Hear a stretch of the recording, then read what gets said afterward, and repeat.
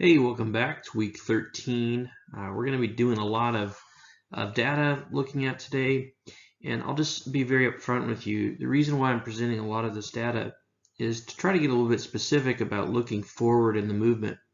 As we're kind of coming to the close, if you can believe it already, we're almost in December, uh, of the semester. I really want us to focus on what's happened very recently in the restoration movement, what some of the trajectories are, and really reflect with you about what that means for unity and the coming years. So that's what I'm going to look at today, and there's really two major things that we'll be looking at. The rise of megachurches and kind of the impact that COVID's had in church attendance in general.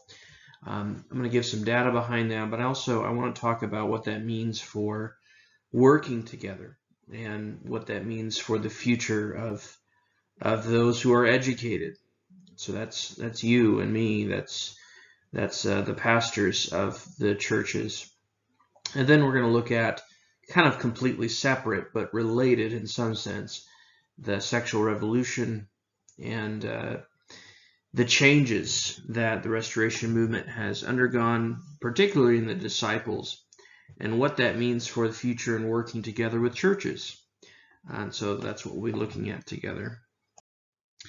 All right, so speaking of mega churches and kind of how COVID impacts that, because a lot of this data, I mean, it's not just information that you have to memorize for some quiz. This is what's going on right now, and I'm wanting us to see some current trajectories of not just the restoration movement, but the church in general. So if you look at in the history of mega churches, it's hard to define. Some would say that any church over 2,000 is a megachurch. Some would say 1,500 or 1,200. Some as low as 1,000. The kind of the major organizations that track megachurches that and religious life in general, so like Pew Research or Lifeway or anything like that, they would generally say it's around 2,000, which means that about 1,300 churches in America are classified today as megachurches. And you might consider Charles Spurgeon kind of the first of the modern ones, but they've existed before him. The Scetis one, if you're interested, that's a community in the 4th century. But there's this Constantinople, which is just the new Rome, so modern day Turkey, Istanbul, and Rome. So these, there's places, especially the Holy Sophia Church in Constantinople in the Byzantine Empire. You've got churches that are massive and are having well over 2,000 people worship there, long before anything in the modern sense. But there's no doubt that, especially in the late 20th century, by the 1980s, the explosion of megachurches just became rapid. And that's reflecting largely how cities in America and cities in the world are becoming more and more densely populated. Okay, now this is some data, and again, these are not facts that you just have to memorize, but I'm wanting you to see kind of right now what the state of the church is in America and the implications of that. So 2 and 3 U.S. Protestant churches have congregations fewer than 100. So if you go to a church over 100, you're in the 1/3 minority already. Most of them, where I preach at, we're about, on a super good Sunday, we're at 100. But we're, generally below that. And that's the majority of churches. And that's been the majority since the beginning of colonization in America. So 31% who are fewer than 50. So about 1/3 or even smaller than 50. Some fall into, about 1/4 fall into this further range of, what we might classify as the medium-sized churches, kind of like the church I grew up in, or 8% are having over 250 people. That doesn't mean they're mega churches by any stretch of the imagination, but it means they're over 250. And this is data, this is data from November, of November of 2022. So this is hot off the press if you're watching this in 2022. about what the current state is of the church. So, kind of see where your church lays into that and see if that's the majority view. One other fact I didn't put on here, but you might be interested to know, mega churches, even though they have, 1,300 of them in America, they only make up about 10% of the Protestant population. So not only are there fewer of them, but they don't really represent, thus far, the majority, or even close to the majority. If you go to a small church, you're in the majority. And that's not to bash in any way, by the way, mega churches, but that's the trend right now. So this is interesting in terms of questions of unity. And this actually is, I'll share a brief story about this point right here. 70% have more than one campus, and 60% are part of a denomination. So a couple of years ago, some famous people have obviously weighed in on the discussion of megachurches and are they a good or a bad thing. And I'll make comments about that, but I don't really want to feed into that too much. I want us to be able to write about it free of my input, just directly on that statement. But about this idea about having more than one campus, that has implications for unity. Non-hypothetical situation. 2 years ago, I met with a pastor in town who, he's the campus pastor of the church that's here in Marshfield.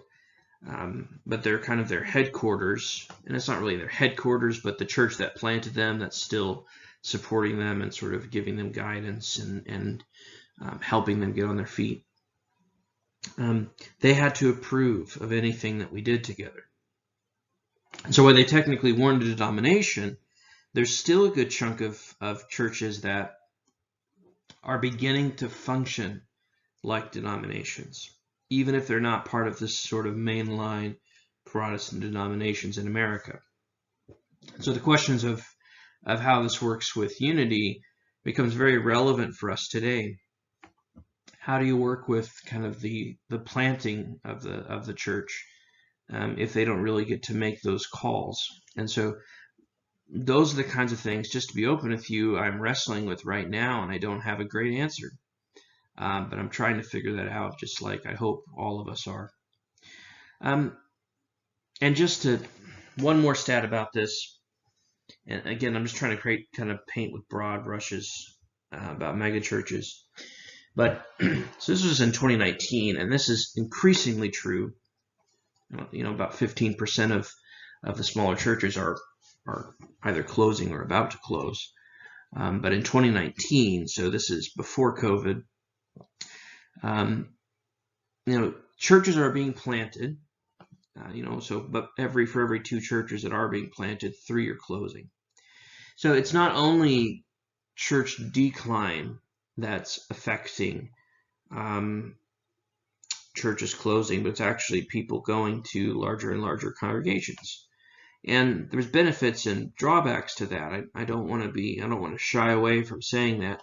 That's just the current facts of how the church is beginning to form in the 21st century. Okay, I wanted to give you some of this because I know if you're involved in a church, some of this you're feeling the implications of this already. So this is, again, as of November, so this month. Lifeway just came out with this data, and I was thrilled when I saw this, but they just came out with this. They saw that church attendance overall is down 15% since COVID. So you're in a church of 200, that means you're down 30 people. And that's the average. Now, some bigger trends that are interesting among that is smaller churches were more likely to hold on to their people. And actually, the age of the pastor, from what Lifeway reported, was one of the biggest indicators of if the church had maintained their attendance. But for Restoration Movement churches, only 10% have reported growth overall since 2020. Many of them, I don't have current data on which ones are remaining the same, but a vast majority are fewer than before COVID. And so if your church is, got extra empty pews right now, you're not alone in that. So I hope that's a little bit of as strange as it might seem, I hope that's a little bit of an encouragement to you. We're still figuring out. It's going to take years to get, accurate data about what this did to us and what God is doing through this. But that's what's happening. And in general, Restoration Movement colleges report a drop, and this number it varies so much from college to college. But Restoration Movement colleges in general are expecting a big drop of students, and they have lost many. Some colleges have held on to more than others, but many of them are financially just completely struggling. And Lincoln, with all the choices that the board had to make, over the last couple of years, we're feeling the implications of this as well.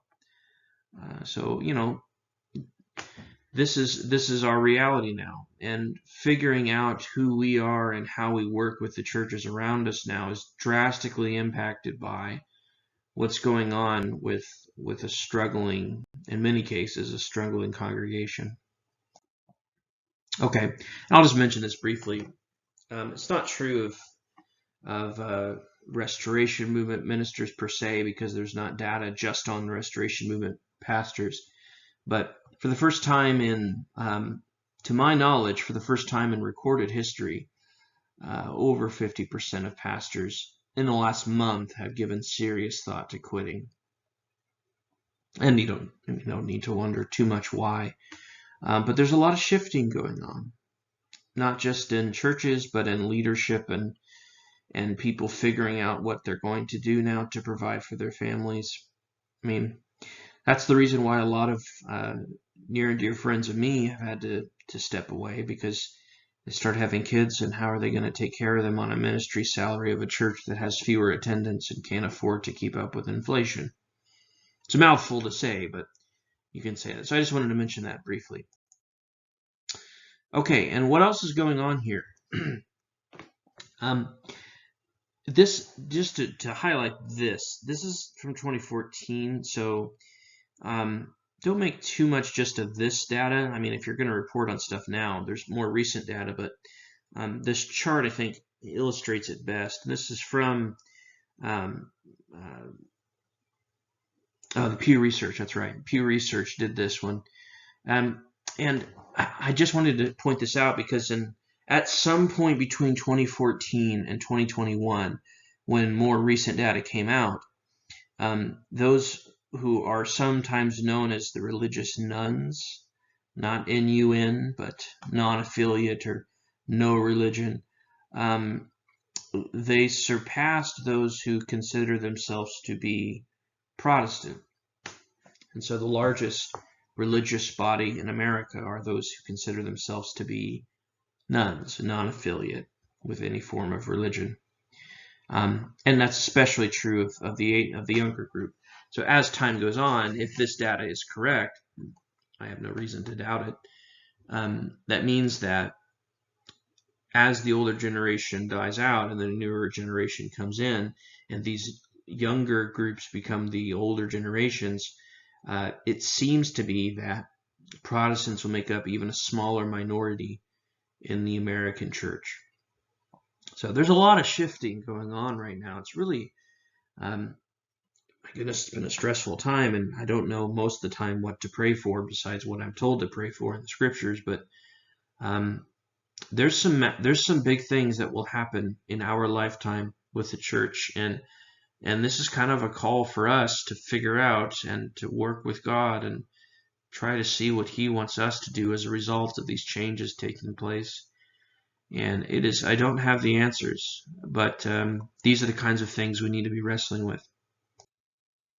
Okay, and I just wanted, final one on this point, I wanted to mention that also for the first time in kind of recorded history, those who pray in America are below 50%, meaning that you can kind of make a case, before the Second Great Awakening, that this was also happening, that there was this big religious deprived nation going on before the Great Awakening and Second Great Awakening. But in modern history, in more recent years, right now the amount of people who are praying is declining.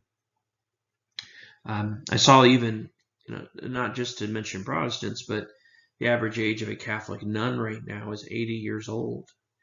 And they're really wondering what their numbers are going to be like in a couple of years. And, when you don't have, just to put it frankly, when you don't have that group of women devoted to prayer or men devoted to prayer, praying for you and praying for the nation, and that has changes that's going to take place when that group dies out. So things are happening there. Okay, and I mentioned the unaffiliated group already, so we don't have to spend too much time on that. All right, so implications for our movement. Why mention all this? Well, because many congregations are facing difficult choices now. Many are going without pastors for the first time in their history. And again, there's not fresh data on this yet. It's going to take a while before we really get that. But I can tell you of the churches that I know of, with church attendance slightly down, and with them struggling already a little bit before COVID and then during COVID, there's a lot of churches that are just getting by and need and making difficult financial choices if they're staying open or not. And I'll say this too, Lincoln making the choices that it's had to sort of stay open, and there's a strong seminary still, and there's a mostly and completely ministry focused undergraduate program.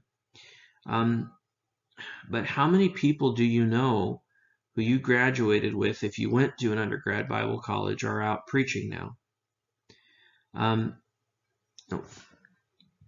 The percentage of pastors under the age of 30, this is, to my knowledge, again, this isn't at an all-time low, it's 4%. Colleges are just not producing as many pastors, and part of that is just a circular effect. People and churches aren't sending students to become pastors like they used to. Stephen Collins, who used to recruit for the seminary, and he's a friend of mine. Big part of the reason why I'm so close to Lincoln at this point. His job was to go around and to speak to churches, and he gave updates on how Lincoln was doing, and he did this for a long time. And one of the most common questions he got was, why aren't there as many pastors being produced? This is what he reported to tell me. And his response, and I think it's really enlightening, is, well, he would always ask how many students they sent recently to train to become pastors. And what he found was, it wasn't so much that colleges weren't pushing for people to become pastors. It was that fewer people were aspiring to become pastors, to such an extent that the age of the average pastor in America over the last decade has increased by 9 years. So you get crazy data like this, where most pastors are over the age of 40. So 80% of them are over the age of 40, which is actually slightly up than it was a few years ago. But such a small minority are in the ages of 20 to 30. Now, I will mention that this is happening in the Restoration movement, where what data collectors would typically call second career pastors is becoming more popular, where people who are strong Christians before, you can be, and the vast majority of strong Christians aren't pastors. You can be involved in the church, and then suddenly, they can't maybe afford to take on a full-time pastor, and so someone steps up and does it. And that sometimes is referred to as the second career pastor, and that's becoming more and more popular among smaller churches. So that's going on, but there's a lot of change that's hanging on here. At some point it's going to give, and our generation, or kind of the younger generation, is going to have to step up and either change the way that people are being trained, or more people will have to undergo that same program that's already set up amongst the colleges. I mean, this is not sustainable, just to put it plainly. So inside employment.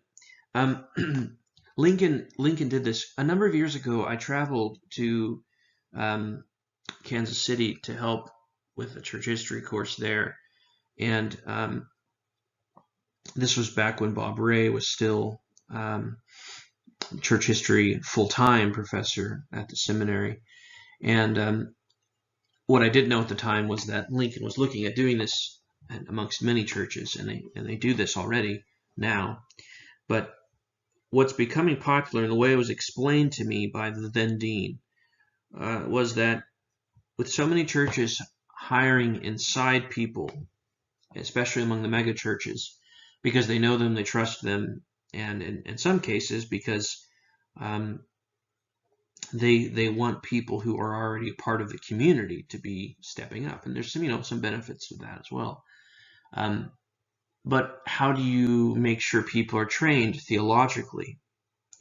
Well, what Lincoln has done, and what many colleges have done as a result, is, okay, we're going to go to you. And so Lincoln has started the LCU to you, where we actually go to a mega church of some sort and provide some sort of accredited classes for people to become theologically trained.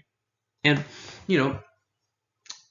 maybe, we'll see, time will tell, but it seems like that will play a big part in the future of Restoration Movement education, more church-based, and it's hard to tell what that'll mean.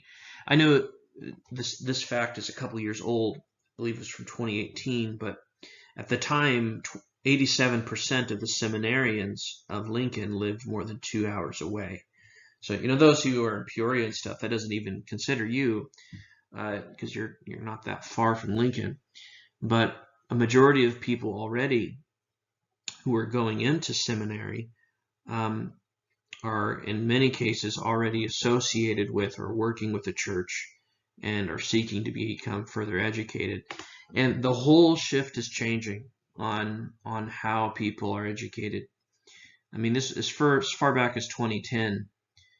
Schools were being warned that they have to offer kind of online programs, or else they will run out of students. And here we are speaking about an online class where all this change is taking place. So I'm just highlighting a lot of this data, and quite honestly, I don't have clear answers about what to do with it beyond, this is affecting the way that we kind of live out the principles in the Restoration Movement. Okay, so that being said, I want to shift gears now, something more theologically based, and I have some data behind the shift that's happening, particularly with sexual evolution. So as I turn there, I just want to be upfront with you. My reasoning for sharing this is probably more than any other issue. Maybe abortion will become more pressing, and what I mean by that is it'll become more of a heated debate. But currently, right now, the biggest trend and the biggest changes that are happening amongst churches is over the issue of sexuality, and particularly of gender and gender affirming, and it's a whole shift that's taking place. And the disciples have been maybe more changed by this than anyone, but it has implications about how we have unity with people and to what extent we are able to have that kind of unity. So I want to talk just for a minute about this now. Just big highlights on the most recent sexual revolution. If you go to New York City, today, you'll see kind of even memorials of the Stonewall riots. This was at a bar. The mob was involved in some of this. It's got a long history. I won't try to summarize it beyond saying that a lot of people associate this as kind of the modern beginning of the sexual revolution. It's where it started getting a lot of press. And by 1974, you counselor majors, you might know more about this than I do, but the American Psychiatric Association, they declassified homosexuality as a mental disorder.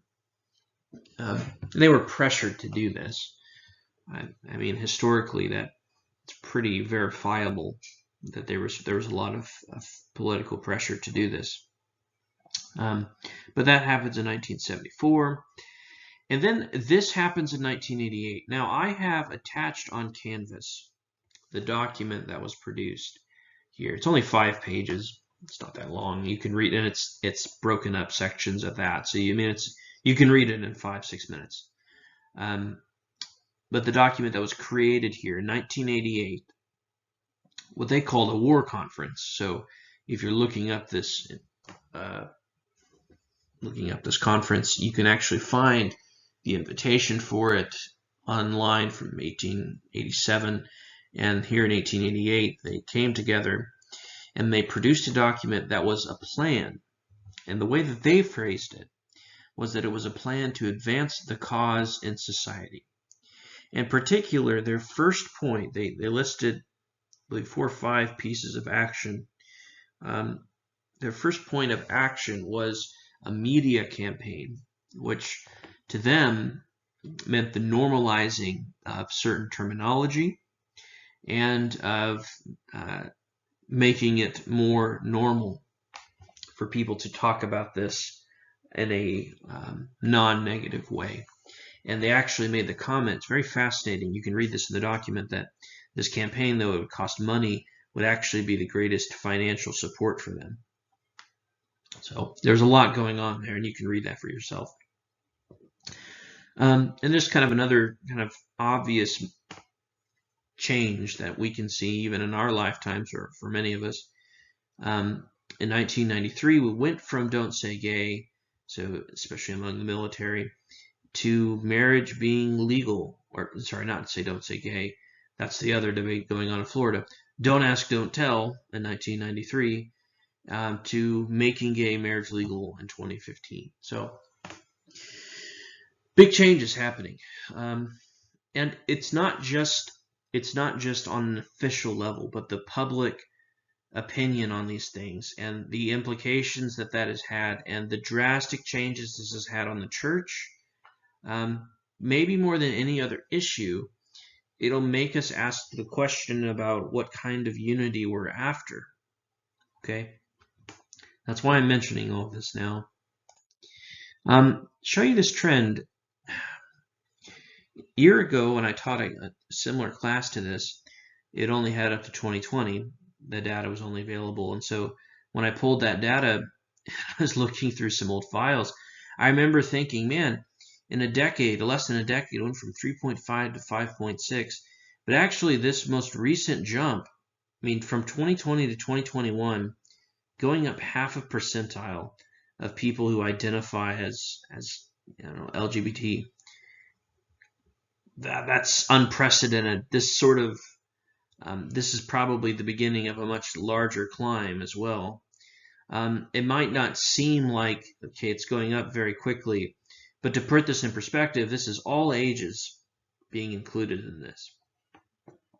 The data is that about 1 in 5 Gen Z would classify themselves as LGBT, meaning that whereas it used to be 1.6% among those who are over the age of 65 now, or however you want to classify it, baby boomers, or whatever age group you want to call them, was very small. But it seems to be that people are not just more accepting of it or more tolerant of it, and you can use whatever word you would like there, it seems to be that actually more people are, in a rapid fashion, becoming, just to say it plainly, confused about who their gender is and who they're attracted to and what they identify as in terms of gender. So a lot of this is changing, and I mean, this is no surprise to you, but the rate in which it's changing is drastic. Okay, I wanted to show this because I think this highlights this a little bit better, this point in particular. So speaking of Gen Z, in 2017, 10% of Gen Z would call themselves LGBT, and a vast majority of those, by the way, would call themselves bi in particular. That's the most common. About 1.7% would call themselves transgender, and the other ones are small as well, but a vast majority are bi. But notice what happens in these 4 years. It doubles in size.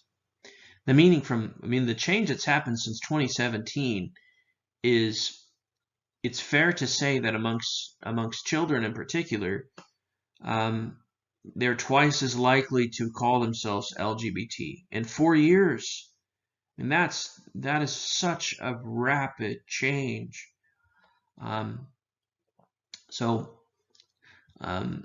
That's what's going on. Now notice the other groups there is some change also among millennials in particular, nearly 3% more. So that's gone up as well. And what's fascinating is some of the data is coming out now, because all of this is fairly new. The data that's coming out now is not only associated with if you had loving and close parents, but also how many friends you have or family members you have who are LGBT. And so those are all factors that are playing into more people claiming that. So this is all people who are self-identifying in that way. So keep this in mind, that in youth groups, in your church right now, if you have 20 people, about 4 of them would call themselves LGBT. And so, the game is changing. And I don't say that in the pejorative sense to call it a game. I'm simply saying that the way that the language in a Ludwig Wittgenstein way that we are talking about, this sort of language games that we're playing, is changing rapidly. Okay, this is the big one now, especially this last point. But why all this is relevant?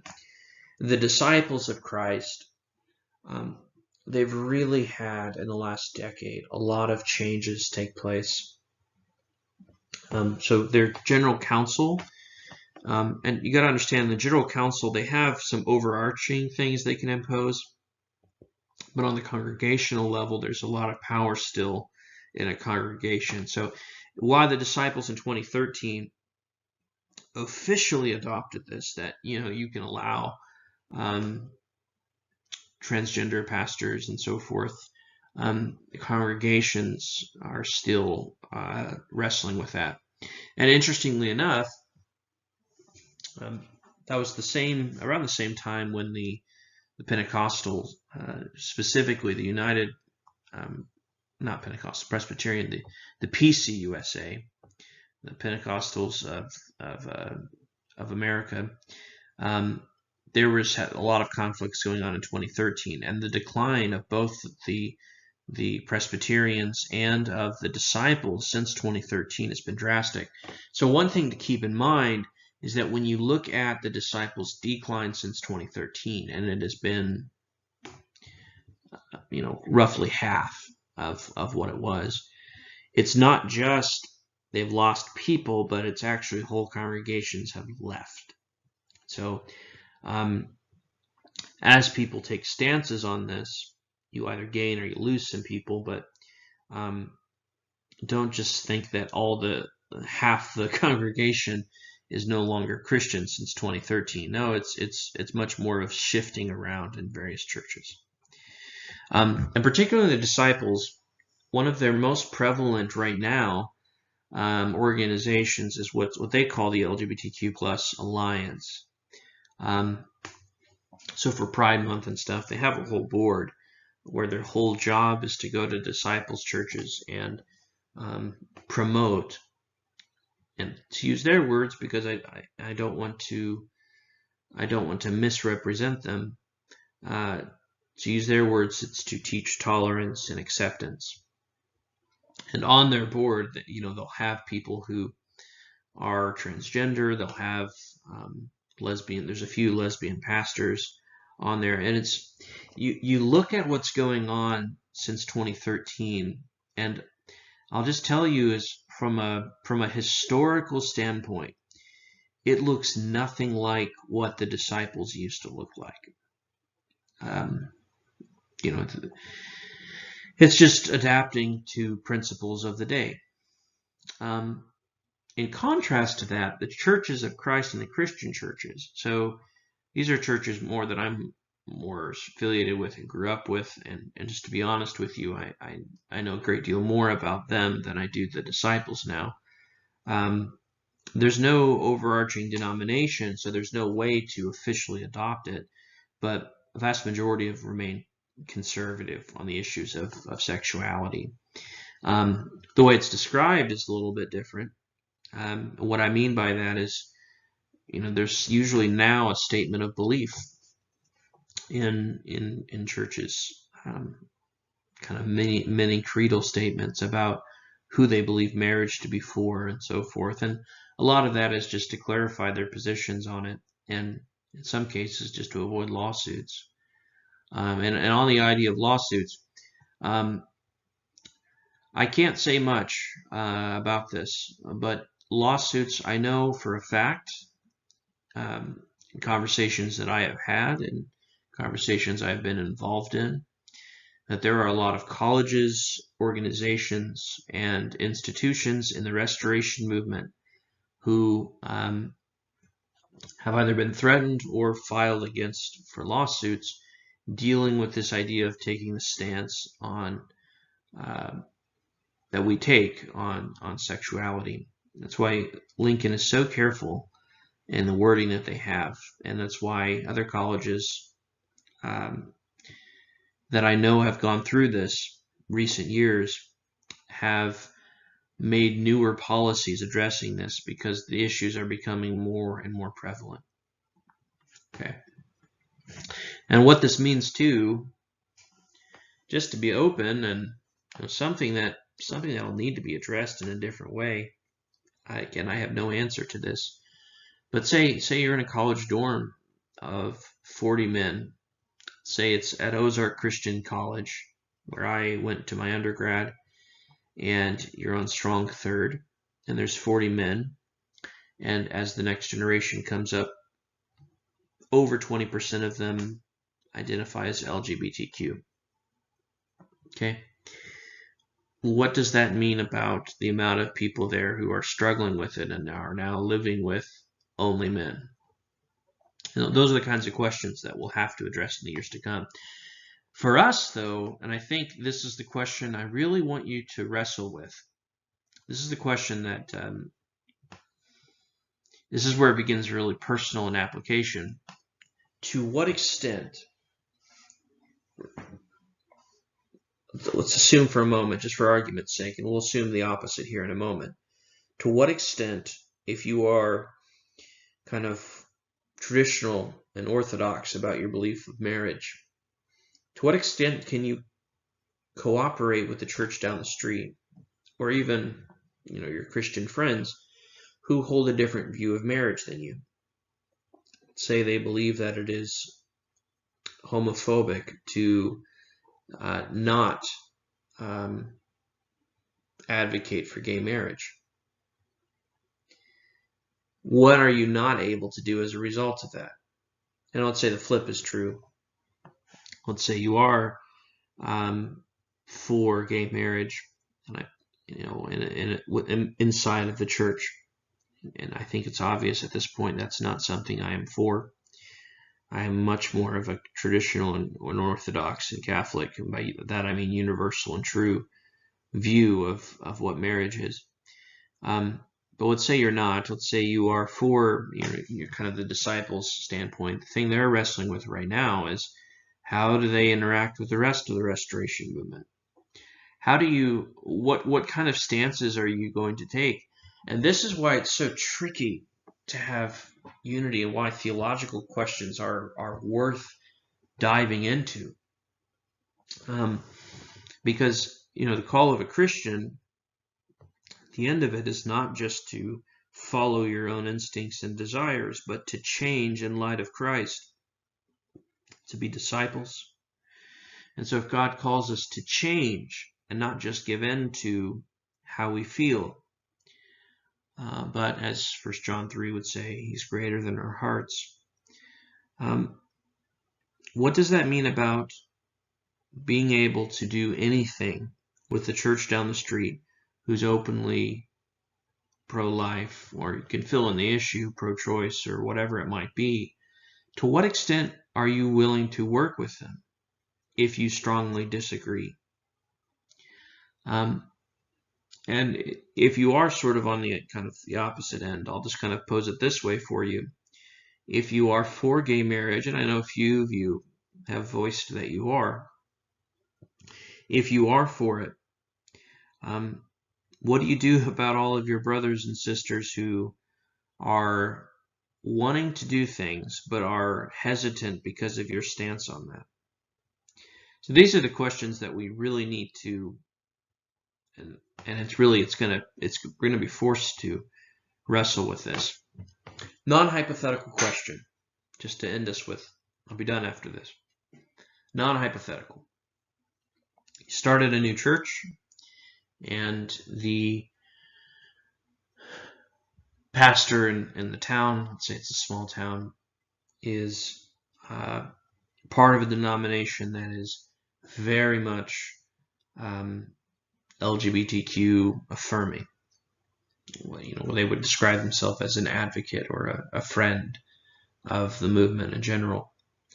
And sometimes they mention that from the pulpit, and they want to have a combined service with you, and they ask if you're willing to be a part of that. What do you tell them? That's not a hypothetical question. And I'll save my answer if people truly want to know in the comments, but I don't want to flood your mind with too much. I want you to wrestle with that before I kind of weigh in my own thoughts on it. So that's why I'm mentioning this. The church is undergoing drastic changes right now, and what you and I decide, the history of the movement's not done yet. What you and I decide about what is worth cooperating with, compromise or without compromise, and how that works out, and how you still have unity over theological disputes, or if you do, or if you shouldn't. It sounds, because it's so fresh and so in front of us, it's difficult to make the comparison. But perhaps in 100 years, someone will wonder in our day why we didn't just take the obvious answer. And just like we do that with the instruments, or we do that with open communion, or we do that with whatever the issue might be, it's a lot harder to see the difficulty of the situation if you're not in it. And that doesn't mean there's not a correct answer, and it doesn't mean that we can't come up with good things that we ought to be doing or not doing. But it does mean that while you're wrestling in the midst of it, you can have sympathy on the movement thus far for not always universally agreeing on the correct answer. All right, so that's it for us this week. Thankful for you all. We're only a few weeks left, so turn in your identifying document this week, and that's under our module. So be sure to turn that in. And if you do need an extension on it, I know one person had some circumstances come up and they need to, just let me know. Be in good communication, and I'm much more gracious about that than, just to be honest, than any other professor I've known, because as long as you're doing the work by the end of the semester and in good communication, we're not going to have any sort of issue. So if you do need that extension, let me know. But praying for you all, and I'm praying that we wrestle through this together and that God would bless his church with some guidance and wisdom, because I certainly need it. All right.